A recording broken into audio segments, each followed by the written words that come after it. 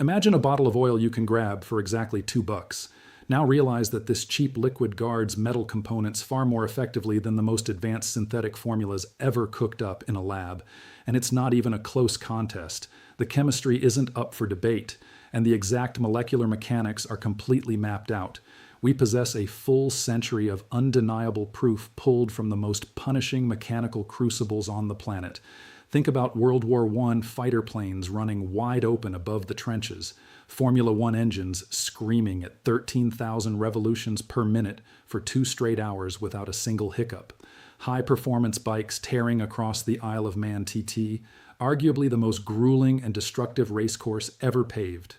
In all of these extreme situations, whenever the price of an engine failure was measured in lost lives or lost world titles, the greatest engineering minds on Earth all grabbed the exact same fluid, castor oil. Today, the global motor oil business rakes in upwards of $40 billion every single year. Walk into any auto shop and you are met with an overwhelming wall of complexity. You've got conventional mineral oils, semi-synthetics, full synthetics, high mileage blends, turbo-specific mixtures, and European specification formulas. It is a massive array of products priced anywhere from $5 to $30 a quart, all demanding you drain and replace them every 3,000 to 15,000 miles, depending on the label. We've built a massive industrial empire on the assumption that engine lubrication is a highly sophisticated dilemma, one that demands top-secret chemical mixtures from megacorporations with bottomless research and development bank accounts. Meanwhile, a bottle of simple, food-grade castor oil sitting on a pharmacy shelf still costs $2. It holds a unique natural substance known as ricinoleic acid, which clings to metal surfaces in a way that no laboratory-made synthetic has ever managed to duplicate. This was the absolute standard for aviation lubrication during the First World War because nothing else could handle the blistering heat and relentless speeds of rotary aircraft engines without failing.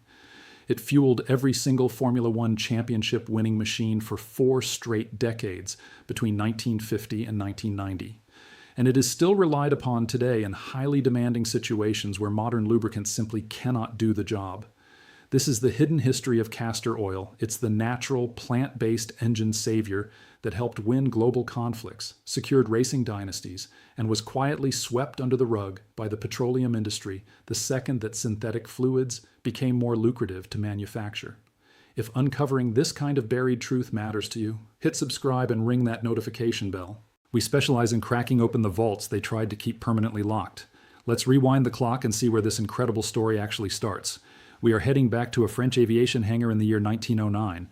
At the dawn of human flight, the rotary aircraft engine was the undisputed king of the skies. In a modern engine, a crankshaft spins away inside a heavy stationary engine block.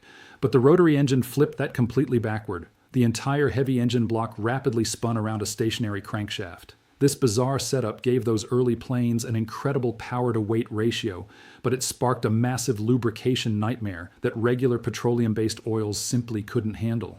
As that heavy engine block violently spun, centrifugal forces whipped standard petroleum lubricants right off the internal bearing surfaces much faster than they could be replaced. Within just a few hours of flight, the intense metal-on-metal friction would completely destroy the motor. A French innovator named Louis Seguin, who co-founded the Gnome engine company that built the most popular rotary power plants of the day, finally cracked the code in 1909. His answer was castor oil. Extracted from the seeds of the ricinous communist plant, this oil had been utilized for medical and industrial purposes dating all the way back to ancient Egypt. But it interacted with metal in a fundamentally different way than crude oil derivatives. While standard petroleum essentially created a slick liquid barrier that was easily pushed aside by extreme pressure and centrifugal spinning, castor oil actually formed a durable, semi-permanent molecular bond with the metal that simply refused to let go. Seguin designed a continuous total loss system that constantly fed castor oil into his engines, allowing them to roar at maximum capacity for hours on end without ceasing. That was an engineering miracle impossible to achieve with the petroleum oils of that era. By the time the First World War erupted in 1914, virtually every combat plane on the front lines, regardless of which side they fought for, relied on rotary engines fueled by castor oil. Legendary aircraft like the Sopwith Camel, the Nieuport 17, and the infamous Fokker Dr. I, piloted by the Red Baron himself, all ran on castor oil systems. If you dig into the historical Royal Flying Corps maintenance logs kept at the Imperial War Museum, you'll see that measuring daily castor oil consumption was tracked just as closely as aviation fuel. It was a vital operational metric. There was a catch, though. Pilots were constantly bathed in a fine mist of the lubricant blowing back into the cockpit from the engine exhaust. Unavoidably inhaling and swallowing it on every flight led to some very predictable and very messy gastrointestinal side effects that became a grim running joke within WWI aviation culture. But those brave pilots dealt with the stomach cramps because the only alternative was having their engine lock up while flying deep over enemy territory. When aviation eventually transitioned toward stationary piston engines in the 1920s, castor oil lost its absolute monopoly in the air. The new engines ran at lower RPMs with less intense stress, allowing standard petroleum-based oils to perform adequately. However, down on the ground in the motorcycle racing world, things were different. High RPMs, intense heat, and sustained full-throttle operation created an environment that mirrored those old fighter planes far more than regular passenger cars. In that extreme arena, castor oil remained the undisputed professional standard. Take the Isle of Man TT, which started in 1907 and is continuously celebrated as the most terrifying and brutal road race on Earth. The leading teams there trusted castor-based lubricants well into the 1960s and beyond. In fact, Castrol, arguably the most famous premium oil brand in British motorsport, literally took its name from castor oil. The company launched back in 1899 with the specific goal of commercializing castor-based lubricants for the rapidly growing automobile and motorcycle markets. But Formula One's connection to castor oil is probably the most heavily documented chapter in the fluid's motorsport legacy. From the very first official FIA World Championship season in 1950 all the way to the late 80s, every single championship-winning engine relied on castor formulations to protect its most critical upper components. We're talking about the valve train, the camshafts and the piston crowns, the exact spots where mechanical and thermal stress reached their absolute peak. Motorsport royalty like Ferrari, Lotus, McLaren, and Williams, the absolute titans of Formula One's first 40 years, all ran castor blends in their title-winning cars. The industry only started pivoting away from castor in the early 1990s, when fully synthetic oils with much better high-temperature viscosity stability finally hit the market. Yet even then, a lot of race teams kept quietly pouring castor oil into their synthetic blends purely for its unmatched boundary lubrication properties.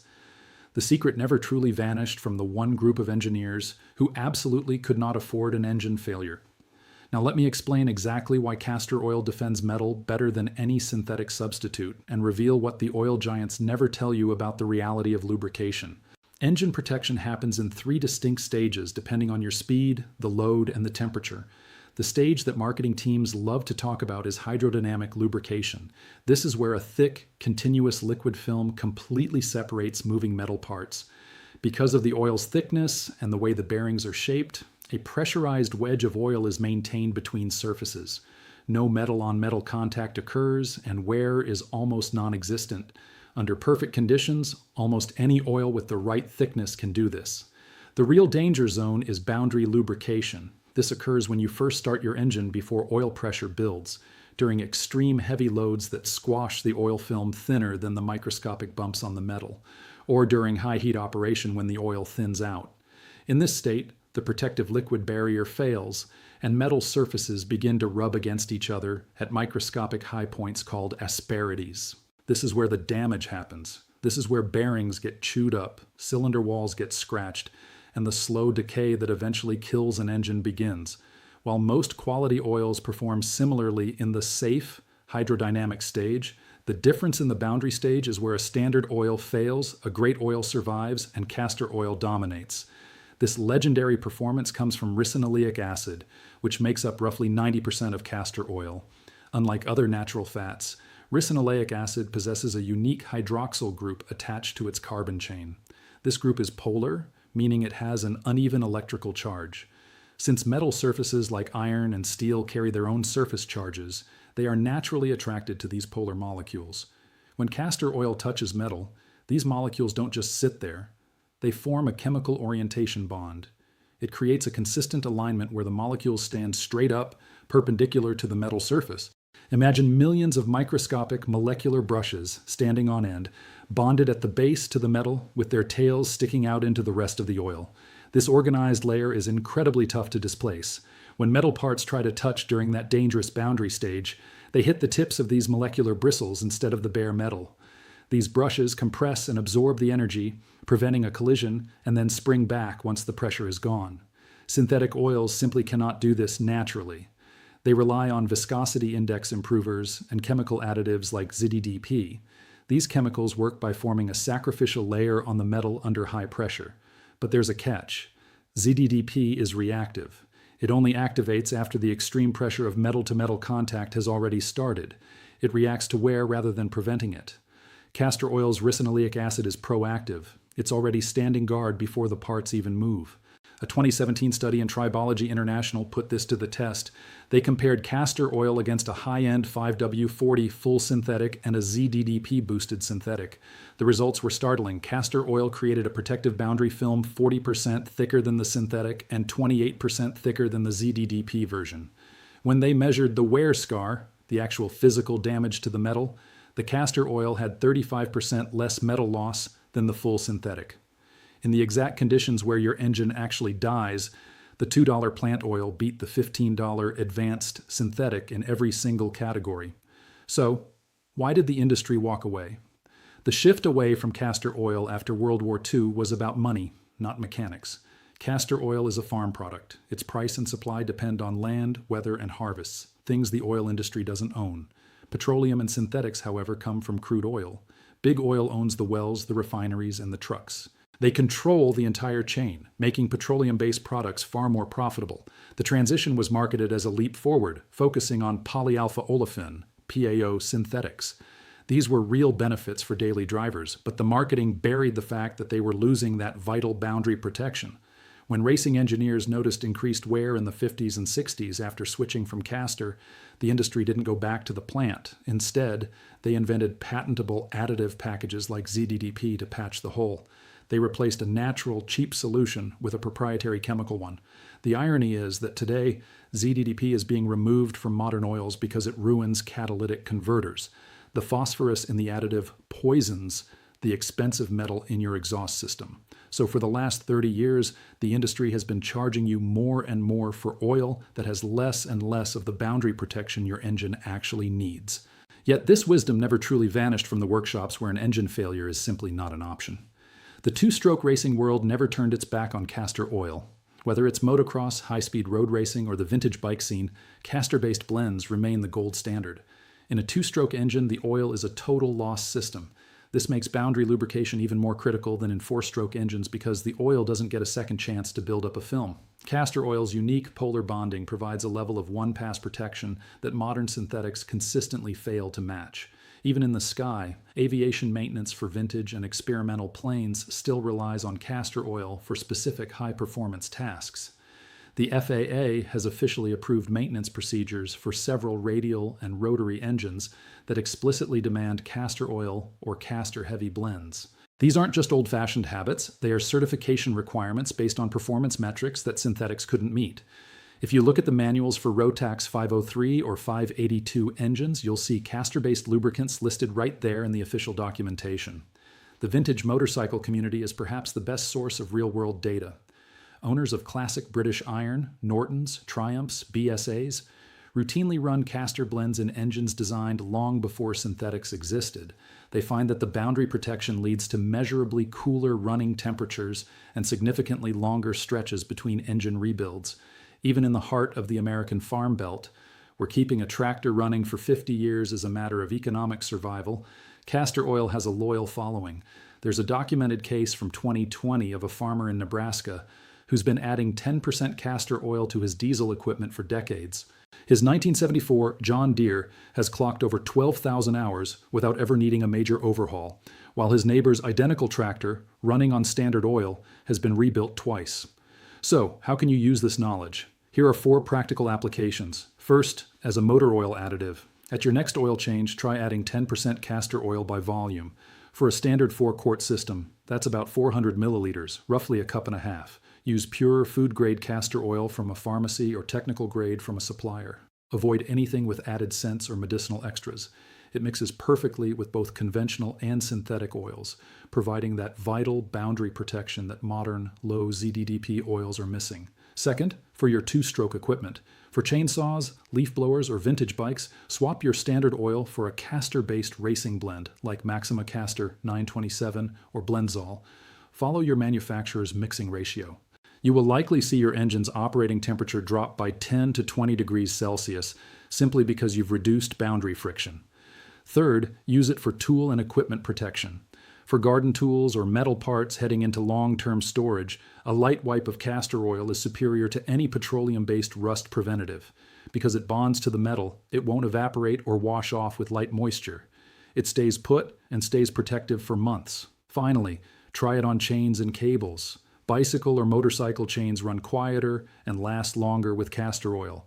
Just apply it to the inner links, let it soak for 5 minutes, and wipe off the excess. When you look at the math, the choice is clear. A full synthetic oil change can cost you $45.